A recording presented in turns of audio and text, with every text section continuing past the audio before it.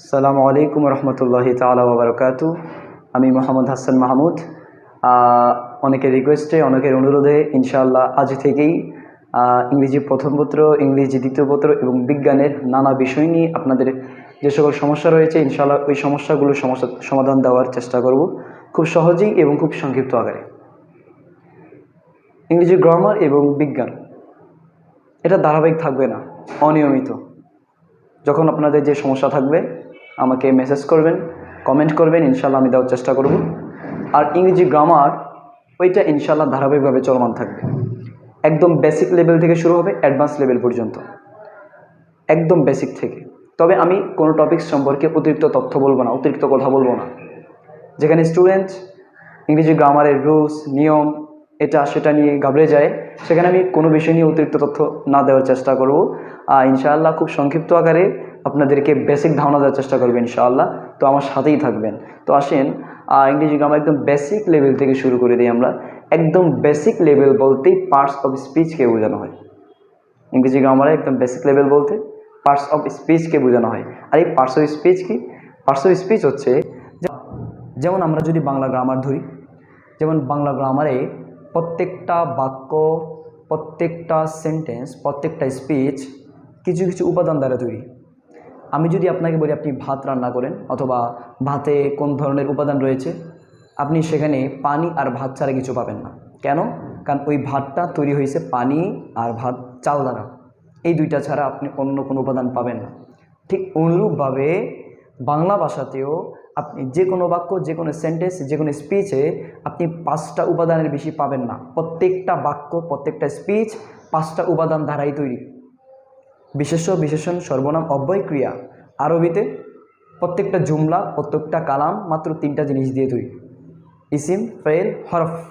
আর ইংরেজিতে আসেন, ইংরেজিতে প্রত্যেকটা সেন্টেন্স, প্রত্যেকটা বাক্য, প্রত্যেকটা স্পিচ মাত্র 8টা বিষয় দিয়ে তৈরি, 8টা উপাদান দিয়ে তৈরি। কোনো সেন্টেন্স, কোনো স্পিচ অথবা কোনো বড় বড় প্যাসেজও আপনি এই 8টা উপাদানের বেশি উপাদান ওই প্যাসেজ বা ওই সেন্টেন্স বা ওই স্পিচ আপনি পাবেন না। আর তারা কারা? তারাই হচ্ছে পার্টস অফ স্পিচ। আসেন তাদেরকে একটু দেখে নিই। তো আপনারা দেখতে পাচ্ছেন পার্টস অফ স্পিচ, এরাই হচ্ছে পার্টস অফ স্পিচ।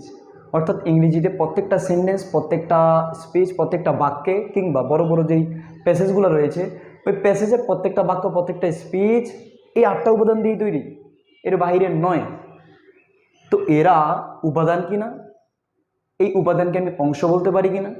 আর অংশের ইংরেজি হচ্ছে পার্টস।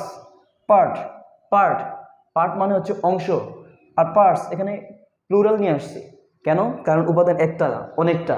অর্থাৎ উপাদান সমূহ অফ স্পিচ বা পার্টস অফ সেন্টেন্স, সেন্টেন্সের অংশসমূহ বা সেন্টেন্সের বা স্পিচের অংশসমূহ। তো স্পিচের অংশসমূহ কারা? ওই স্পিচের উপাদানগুলো। আর উপাদানগুলোকে আমরা পার্টস বলে থাকি। অর্থাৎ পার্টস অফ স্পিচ মানে বাক্যের অংশসমূহ। এটাকে আপনি পার্টস অফ স্পিচও বলতে পারেন, পার্টস অফ সেন্টেন্সও বলতে পারেন। আর তারা কারা? এই 8টা উপাদান কারা? তারা হচ্ছে noun, pronoun, adjective, verb, adverb, preposition, conjunction and interjection. এরাই হচ্ছে প্রত্যেকটা বাক্যের উপাদান। অর্থাৎ ইংরেজি প্রত্যেকটা বাক্য, প্রত্যেকটা সেন্টেন্স এগুলো এই 8টা দ্বারাই তৈরি হয়। এই কারণে এদেরকে বলা হয় পার্টস অফ স্পিচ।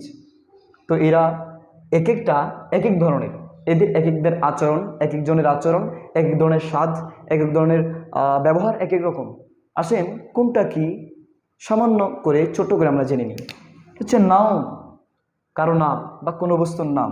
যেমন আমি বুঝালাম, আমি লিখলাম আসিফ, এটা কার নাম? এটা মানুষের নাম, এটা হচ্ছে নাউন। আপনি যদি কোনো সেন্টেন্সে, কোনো স্পিচে কোনো ব্যক্তি বা বস্তুর নাম দেখেন বা কোনো কিছুর নাম দেখেন, সেটাকে আপনি নাউন বলবেন। আর এই নাউনের পরিবর্তে যেটা ব্যবহার হয়, যেমন হি, শি, এগুলো হচ্ছে আপনার প্রোনাউন। যেমন আমি আসিফ না বলতে পারি হি, সে, এটাই হচ্ছে আপনার প্রোনাউন। অ্যাডজেক্টিভ কি? অ্যাডজেক্টিভ হচ্ছে গুণ, দোষ। তারপর হচ্ছে অ্যাডজেক্টিভ। অ্যাডজেক্টিভ কি? অ্যাডজেক্টিভ হচ্ছে দোষ, গুণ, অবস্থা, পরিমাণ, এগুলো বুঝাবে কার? নাউন অথবা প্রোনাউনের। নাউন বা প্রোনাউনের দোষ গুণ অবস্থা পরিমাণ সংখ্যা বোঝাবে, ওটাই হচ্ছে অ্যাডজেক্টিভ। ওটাই হচ্ছে কি অ্যাডজেক্টিভ। যেমন কি হতে পারে, যেমন হতে পারে গুড, হতে পারে অনেস্ট। তারপর আসেন ভার্ব। ভার্ব দ্বারা ক্রিয়া বোঝানো হয়, কাজ। যে কোনো সেন্টেন্স, যে কোনো স্পিচে আপনি যখন এমন কোনো শব্দ দেখবেন যেটা দ্বারা কাজ বোঝানো হচ্ছে, সেটা হচ্ছে ভার্ব। যেমন প্লে, অর্থাৎ খেলা করা। সি, তো দেখা। অ্যাডভার্ব, অ্যাডভার্ব হচ্ছে এই ভার্ব সম্পর্কে অতিরিক্ত তথ্য দেওয়া। ভার্ব সম্পর্কে অতিরিক্ত তথ্য দেওয়া। যেমন he plays good, he plays good, সে ভালো খেলে। প্লেস গুড, প্লেস গুড, সে ভালো খেলে। তো ভালো কোনটা? খেলাটা। অর্থাৎ ভার্ব সম্পর্কে আমি অতিরিক্ত তথ্য দিচ্ছি, একটা দোষ বা গুণ বোঝাচ্ছি, এটা হচ্ছে অ্যাডভার্ব। তারপর আসেন প্রিপোজিশন। প্রিপোজিশন কি? এটা হচ্ছে টু, অন, ইনটু, উইথাউট ইত্যাদি।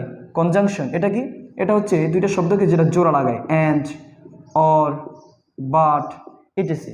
ইন্টারজেকশন কি? ইন্টারজেকশন হচ্ছে যে সকল শব্দ দ্বারা আবেগ বা বিস্ময় বোঝানো হয়। যেমন হুররা,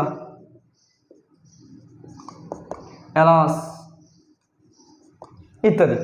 সুতরাং আজকে আমরা পার্টস অফ স্পিচ সম্পর্কে মোটামুটি ভালো ধারণা পেয়েছি। ইনশাআল্লাহ আগামী ক্লাস থেকে নাউন, প্রোনাউন এভাবে ধারাবাহিকভাবে প্রত্যেকটা সম্পর্কে বিস্তারিত আলোচনা করার চেষ্টা করব। তো আজকে এতটুকুই। আসসালামু আলাইকুম রহমতুল্লাহি তাআলা ওয়া বারাকাতুহু।